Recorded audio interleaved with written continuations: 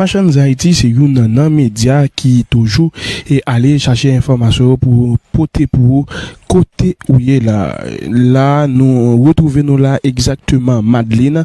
Madeleine, c'est côté que papa Jovenel et famille Jovenel, yo même yo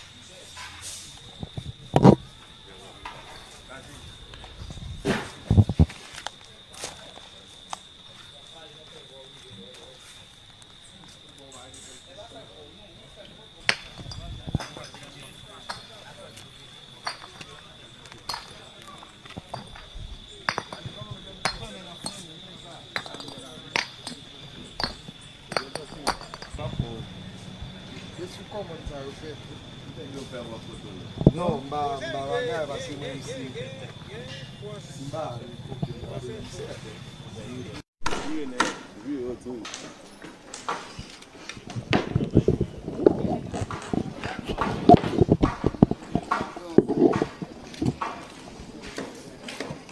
Ok, fini là.